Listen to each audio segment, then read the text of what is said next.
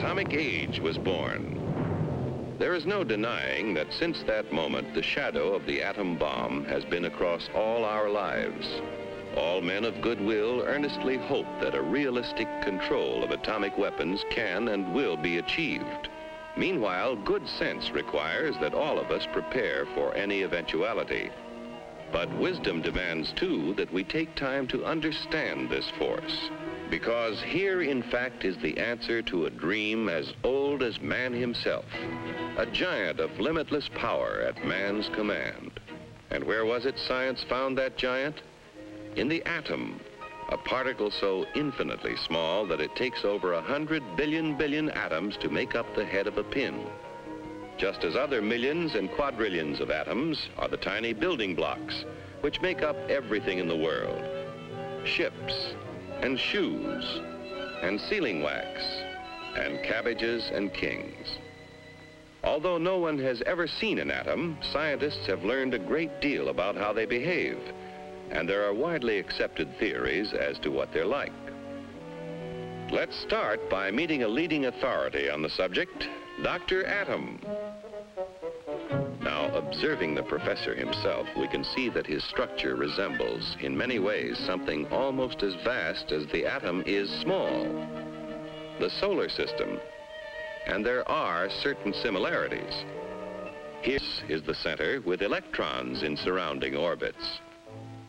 But whereas the planet's movement of electrons is slightly different, there are other differences too. Hey, hold it! Thank you. Now, the solar system together is electrical. The electrons, which are negative, are attracted by the protons, which are positive, and vice versa. But here in the nucleus are other particles with no electrical charge, called neutrons. Very important characters, too, as we shall see.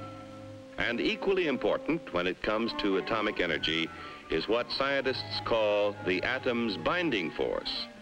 It's a kind of cosmic glue holding the nucleus together.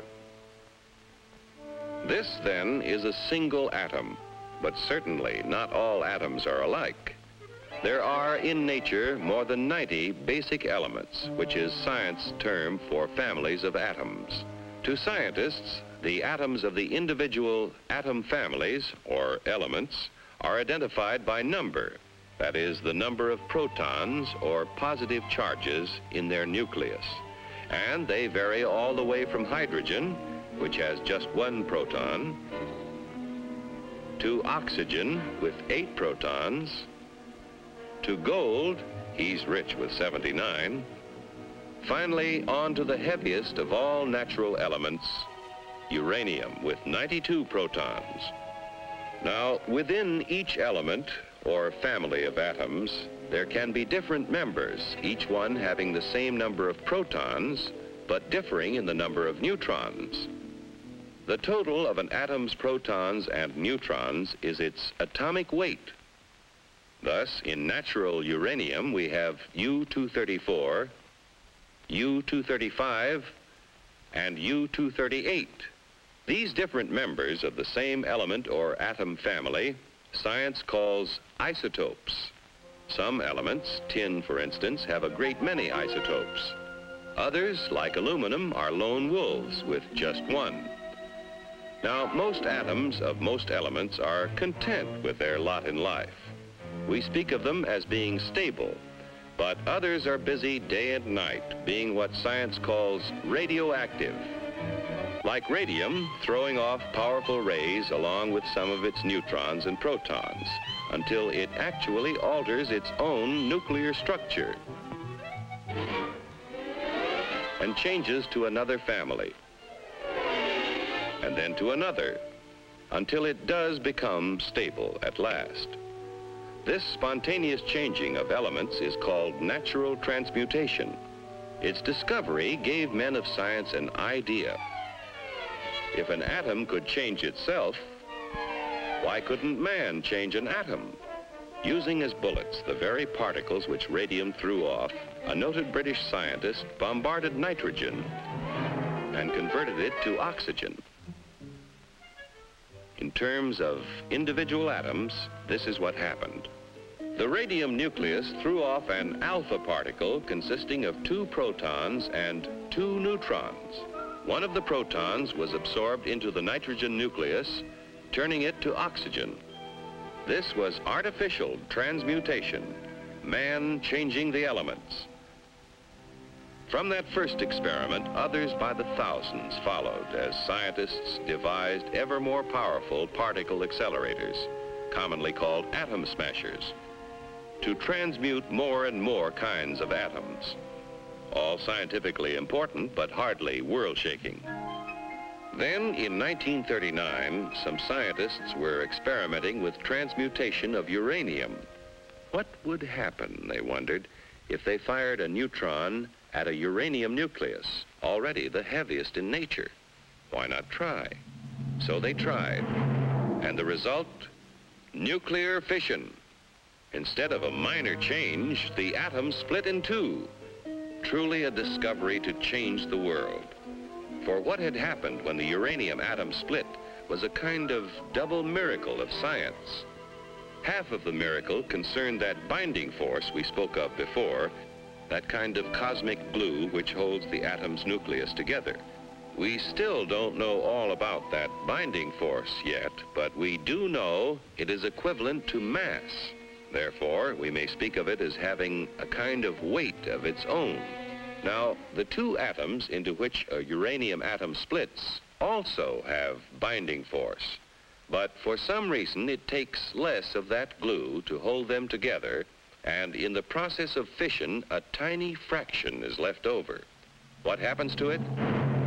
It explodes as energy, proving Einstein's theory that mass and energy are really the same. But we spoke of a double miracle. To understand the second one, let's slow down that fission 1 million or so times. A single particle starts the reaction, splitting the uranium atom. Here now is the release of energy as heat and blast. Here are powerful rays being given off, similar to X-rays. But here are free neutrons driven out with tremendous speed. And provided there is sufficient U-235 present, what science calls a critical mass, those neutrons bombard other uranium atoms, causing them to split and split still others. The result? A chain reaction.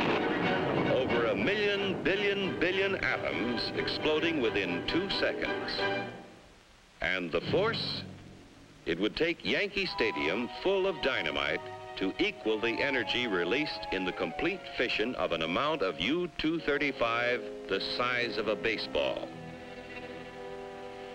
With this discovery, at the time the free world faced a war for survival, it was little wonder the first thought was a weapon. But how to obtain enough material for even a single bomb? Only a small fraction of natural uranium is the U-235 isotope, which will fission in a chain reaction. And to separate enough U-235 quickly enough seemed all but impossible. But the impossible became reality as industry, labor, science, and the military combined their efforts to build Oak Ridge, where enough U-235 was separated to build the first atomic bomb. At Hanford, Washington, another impossible project proved possible when a huge plant was built for the mass production of the artificial element plutonium. This process involves what may be called the furnace of atomic energy, the reactor pile. Here is a structure or pile of graphite blocks. In the reactor are placed rods of natural uranium containing both U-235 and U-238.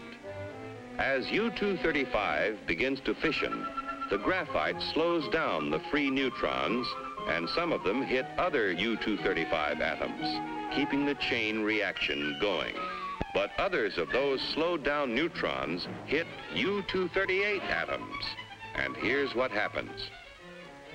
Remember, we said that U-238 wouldn't support a chain reaction. However, it will capture neutrons from U-235 fission and start a process which converts the U-238, first to neptunium, then to plutonium, and plutonium will fission in chain reaction. Thus, the reactor itself is a source of atomic fuel. Besides producing plutonium, the nuclear reactor makes possible two very important peacetime uses of atomic energy. Remember that the chain reaction process in the reactor creates tremendous heat, which scientists have learned how to control. Thus, a reactor may be substituted in many industrial applications where heat is now provided by coal or petroleum. But such uses in the foreseeable future are limited. For one thing, a reactor pile must be shielded to protect the workers around it from dangerous radiation, and this shielding adds tremendous weight. However, an atomic energy power plant has already proved feasible.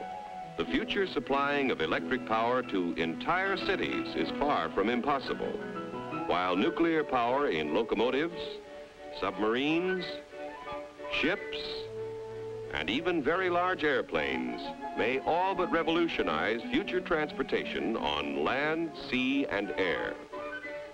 But perhaps the most valuable byproduct of the nation's reactor piles is radioactive isotopes. Research has revealed that many elements not naturally radioactive became so when placed in a nuclear reactor. And these isotopes, working as tracers with such measuring devices as a Geiger counter, became invisible detectives, aiding the cause of science in many different fields.